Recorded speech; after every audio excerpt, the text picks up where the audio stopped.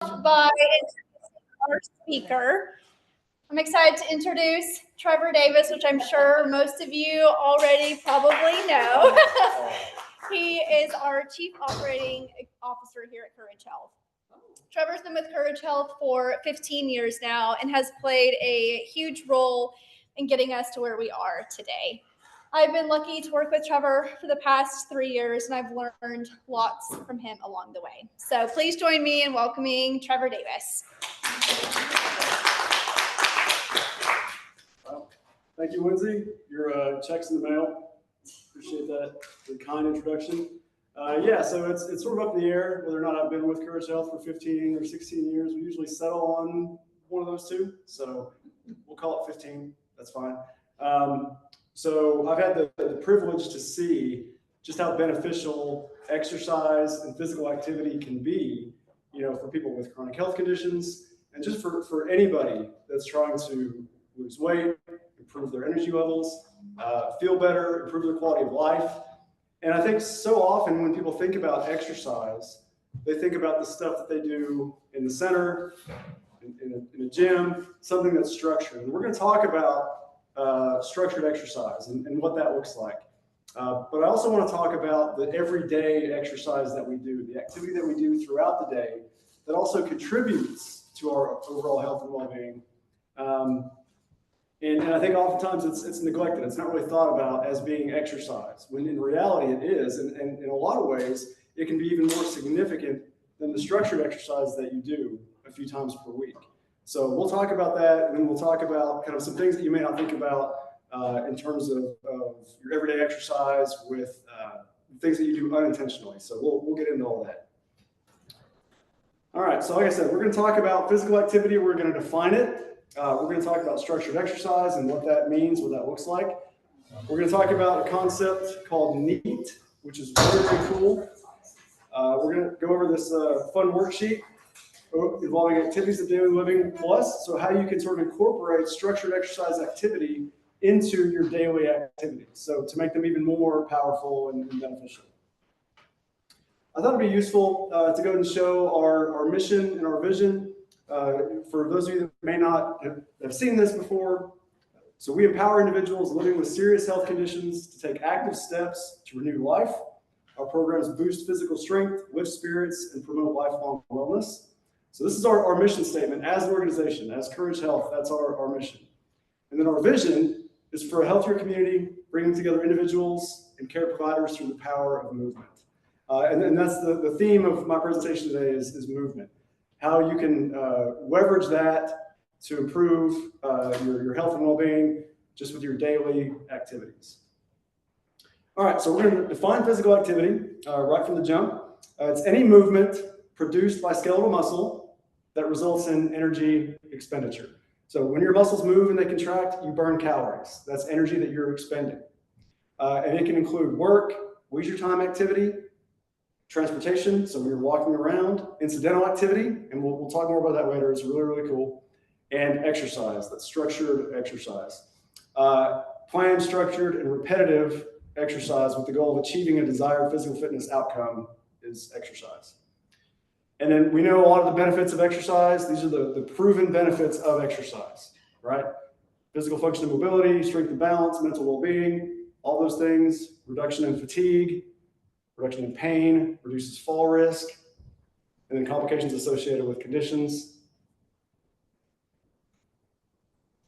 So now structured exercise.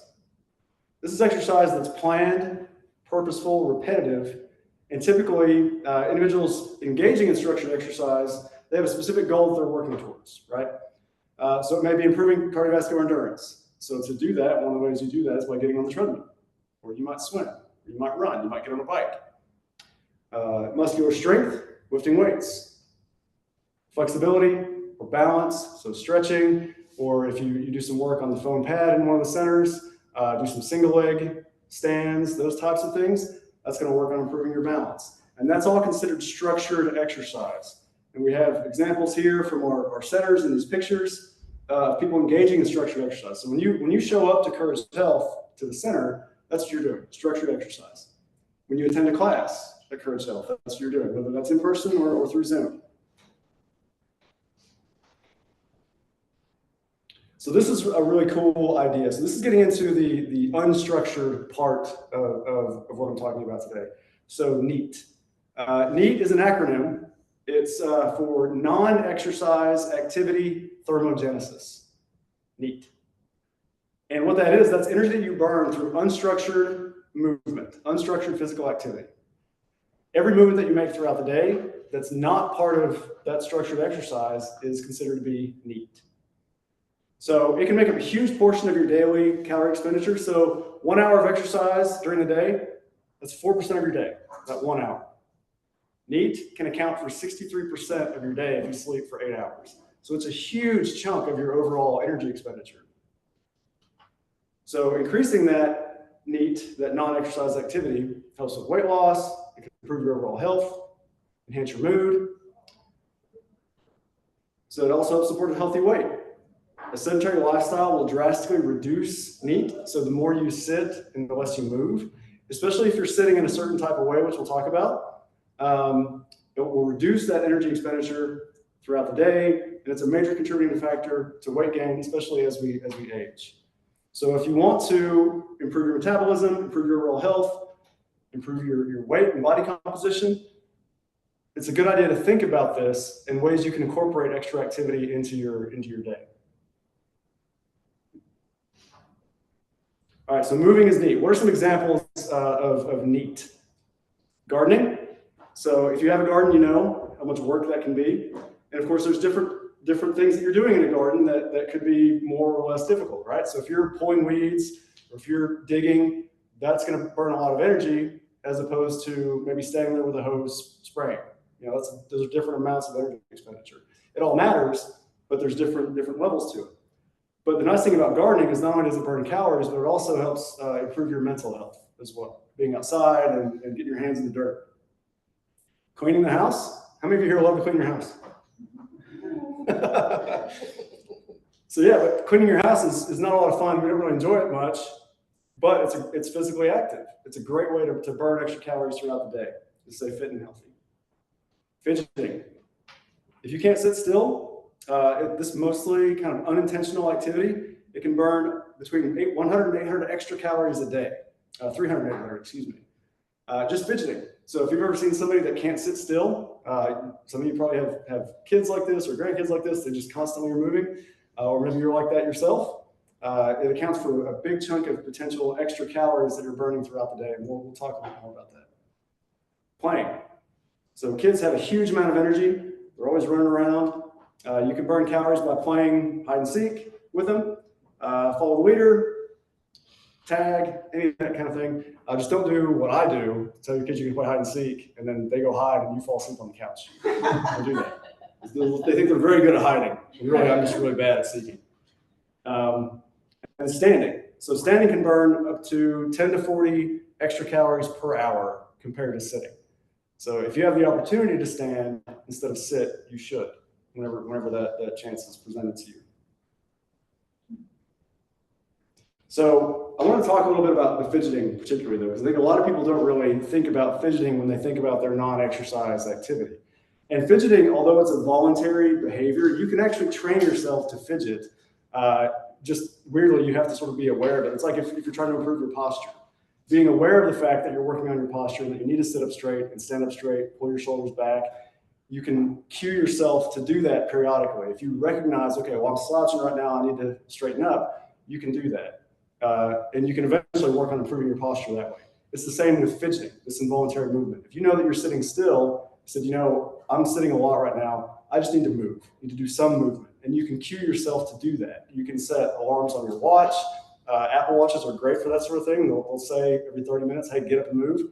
Well, if you're not in a position where you can get up in that moment, just move. Even from your seat, there are things that you can do. So I want to give you some examples of these fidgeting behaviors and kind of the amount of calories that they can burn potentially. This is kind of wild. So leg bouncing, right? So somebody's sitting there and their leg is bouncing up and down, drives you nuts, and you're watching it. Well, that person is burning an extra 30 to 50 calories per hour doing that, which doesn't sound like a lot, but if you're sitting for 4, 5, 6 hours a day and that leg is constantly bouncing, that's a big deal. That's a big deal. Pacing on the phone. This is something that I'm guilty of for sure. If I'm on the phone, I'm pacing back and forth, back and forth. But if you're pacing when you're on the phone, you can burn between 180 and 300 extra calories in that hour time frame. It depends on how fast you're pacing. This is who you're on the phone with. You know, if it's someone that you owe money to, you're going to be getting some laps in. Tapping your fingers, just tapping your fingers on your desk and, you know, just fidgeting around, 10 to 20 extra calories. Fidgeting with a pen, 20 to 30 extra calories per hour. Twirling your hair, 10 to 15. I don't really do that, but 10 to 15 extra calories per hour. Rocking back and forth in a chair or in a rocking chair, 25 to 50 extra calories per hour. Repeated standing and sitting. So you burn half a calorie to 1 calorie every time you stand up and sit back down again. So every time you just stand up, you're burning calories. When you stand up, you just shift your weight from side to side, like I've been doing this entire time. That's 30 to 60 calories per hour. Frequent sitting position changes. So you're just kind of antsy in your chair, 20 to 40 extra calories per hour. So you can see that through the course of the day, all these little fidgeting behaviors, all this little movement, it can add up to a huge amount of extra calories. In fact, the difference in this non-exercise activity thermogenesis from one person to the next can be the difference of an extra 100 to 2,000 calories burned throughout the course of the day, depending on their size, the type of job they have, whether it's sedentary or whether they're active at their job. So it's a big deal. So for someone that's trying to lose weight, you want to consider all of this in their overall kind of activity profile and what they're doing throughout the course of the day. Now, if you're someone that when you sit, you are sitting and you're just non-moving, like you're just a lump. Like, and we all have those times, and that's okay. But you're not going to have the same benefit as someone that's going to be fidgeting while they're there sitting. So not all sitting is created equal. So I want to spend a good amount of time in this presentation kind of going through some specific activities of daily living, and then how we can incorporate some structured activity into those activities. So some structured movement into these activities. So I've got it broken down here into sitting, brushing your teeth, on the move, and then folding laundry. So ways that we can kind of amplify these activities and make them even more energy expending through adding some intentional movement to them. And then I also wanted to go over this worksheet, which everybody has available. And this worksheet is a way for you to brainstorm ways that you can incorporate this intentional extra activity into the activities that you're already doing.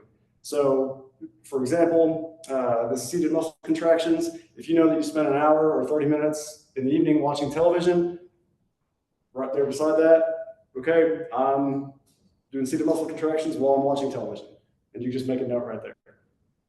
So it's a great tool to help you plan out some ways that you can increase your activity level throughout the day. So, all right. So what I'm going to do is I'm going to kind of move the laptop around and move a chair over here, and we're going to work on how we can increase our activities of daily living and kind of ramp them up.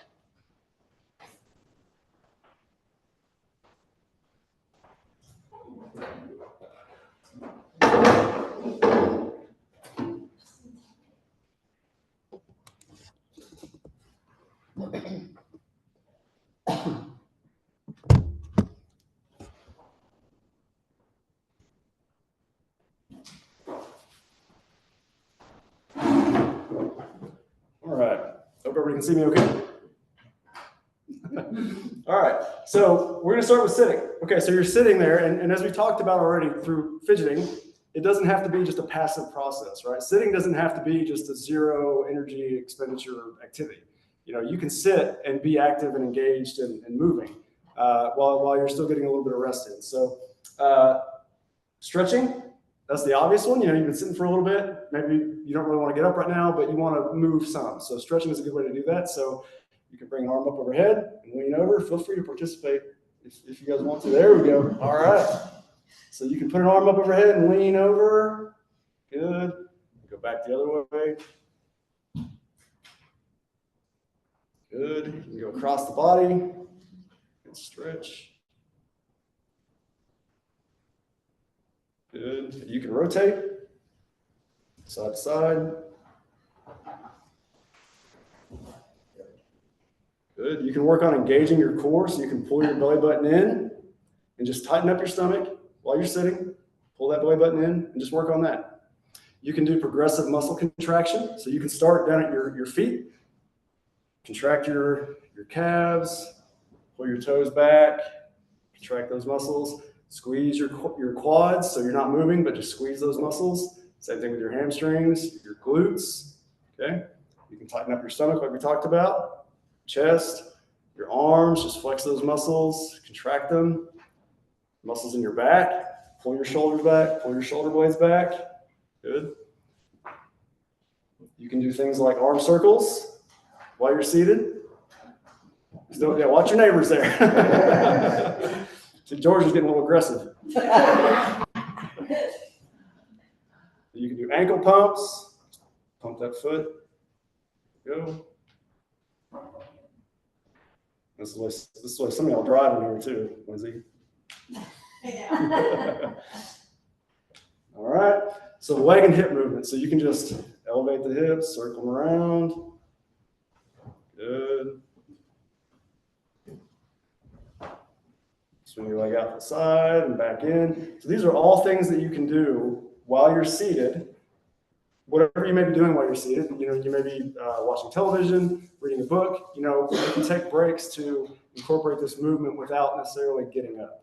So, all right. So now we're gonna stand up. We're gonna brush our teeth. I'm sure you are like me. You brush your teeth at least once a week, right? Whether they need it or not. So, all right. So we're gonna do some calf raises. So we're brushing our teeth. Right at the counter, and you can use the counter if you need to hold on to. Brush, brush, brush. Just going to raise up on the balls of your feet. Brush, brush, brush. A little coordination work here too. Right? Brushing. Yeah, it's good. Yeah. Okay, so marching. You can march in place while you're brushing your teeth. And so you've got an activity in brushing your teeth that doesn't burn a lot of calories, but we know it burns some because we talked about that, because you're contracting muscles, and so you are burning calories when you brush your teeth. But you can ramp it up. You can make it burn even more calories when you're brushing, right? Leg curls. So while you're standing, curl those legs. Brush your teeth. Yeah, y'all probably some chairs in the way.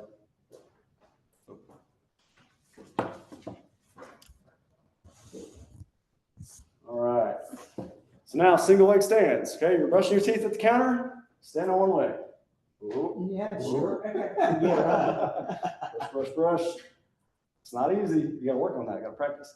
And of course, you got to switch sides. So one thing you can do is you can brush your top teeth on one leg. Switch legs when you switch to your bottom teeth. So that means we don't have to wash dishes now, right? Well, no, you still have to wash dishes for sure. Then you can also circle your hips. So while you're standing at the counter brushing your teeth, let's do hip circles. So circle around and then back. Go. Good. Get the core engaged a little bit. And all this is serving to increase kind of the overall energy expenditure while you're doing these extra activities. So, all right, on the move. So when you're walking through your home, try to find some markers, some places where like, okay, so from here to here, when I'm walking through the house, I'm gonna make it a little extra, right? So maybe it's a hallway. If you have a hallway in your home that you walk down all the time, when you hit that hallway, that's your cue. Okay, I'm going to add a little extra activity to this. So when you hit that hallway, you might do some high knees. So you just, instead of walking normally through the hallway, you bring the knees up, right? You could do a lateral walk. So you walk like this through the hallway. And of course, you got to go back the other way too. Right? Don't want to go lopsided. Heel to toe. So this is another balance test. So bring that heel to your toe, walk down that hallway. So, and just know that every time you hit this hallway in your home, you're going to do something extra, right? So then backwards. Walk backwards down the hallway. And then hops. We don't need a demonstration of hops, do we? We know what that looks like. We do. Yeah. Hop down the hallway. And then, so if you can do it in one hop, that's either you've got really strong legs or you've got a really short hallway. One or the other. All right, so now folding laundry. I left dishes off of here. Thank you. Just for you, Georgia. I was told that everybody has a dishwasher, so. All right, so rotation. So when you're folding laundry, if you've got your laundry over here, do a little fold, pick it up, rotate over, set it down. Fold, rotate, set it down. Around the world, same concept. You're folding over here, up over the top, set it down. Okay. Basket squats. Okay, you've got your laundry basket here. You hold it in front of you, and you squat down as low as you can with it. Okay, squat down while you're holding your basket. It's going to be very challenging. Same thing with a basket deadlift. You've got your basket on the ground. Lean forward, keep that back flat, and stand up straight with your basket. Okay, and you can work this in between folding, right? So you'll fold a few things, do a few deadlifts. Fold a few things, do a few basket squats, right? And last, this is my favorite, the fold and go. If you want the most inefficient way to fold laundry, this is it, but you're going to burn a lot of calories and you're going to get a lot of activity in. You fold one thing, take it where it goes, you go back to your basket, fold another thing, take it where it goes, fold and go. One thing at a time. Yep, that's right. Oh, I thought that meant go right on out the door. So yeah, so hopefully like some of these examples kind of demonstrate, ways that you can incorporate some extra activity into your daily routine and the things you're already doing. And then I also hope that in talking about things like fidgeting, and how that fits into that non-exercise activity, and you can, and there's lots of resources out there on strategies to make yourself become more of a fidgeter, right? Because it's not just now people that do it involuntarily, they have an advantage, right? Because they just do it, But you can train yourself to fidget to a certain degree. Stand or sit? You can all sit. Or stand if you're trying to, incorporate some of that, non-exercise activity in there. All right, so I did want to highlight the Zoom. Oh, yeah. Sorry. Hold on, Sorry. we left the Zoom. Sorry, Zoomers.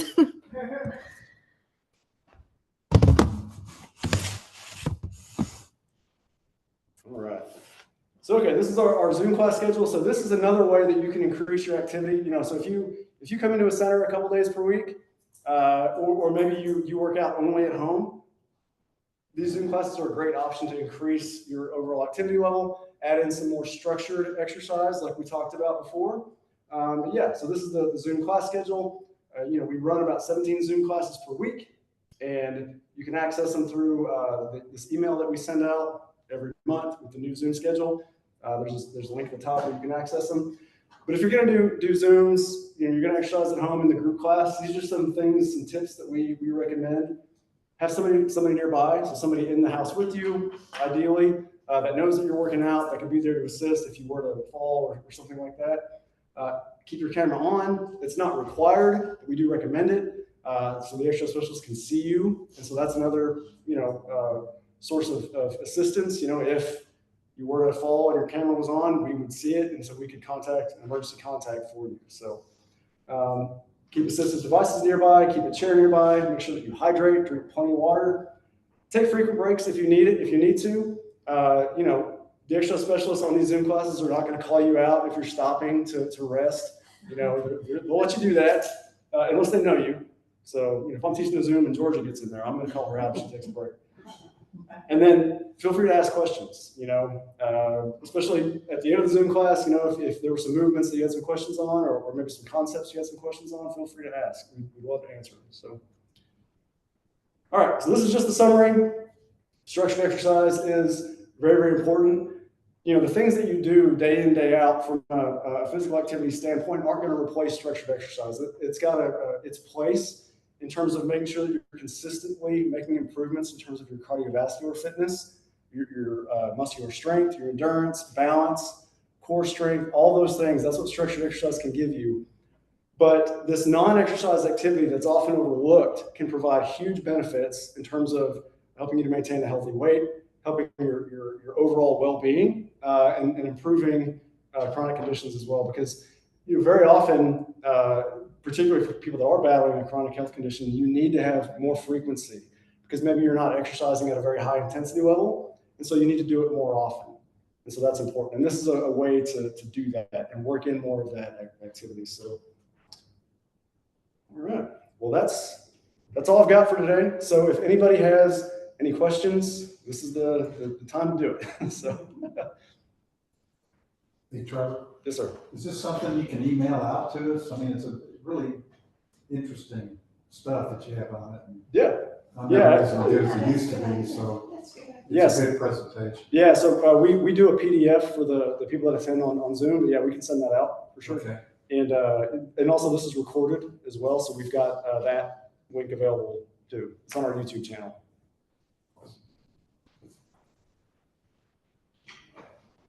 Someone asked, can we see how to do the hops again? Is that Jacob? Is that Jacob that asked that? Yeah, Jake. Let's see. Is that Jacob? If it was Jacob, it's a no. I'll do it for a patient. Jennifer, no. Absolutely not. Absolutely not. You're just my boss, all right? That's Remember there was a page at the very beginning that showed the percentage, and I can't. so so 1 hour is 4% of your day. So if you exercise for 1 hour, that's 4% of your day that you're engaging in that exercise. So what a lot of people are guilty of, and people, especially people that are very consistent exercisers, is they'll do something like they'll exercise pretty intensely for an hour and they just vegetate for the rest of the day.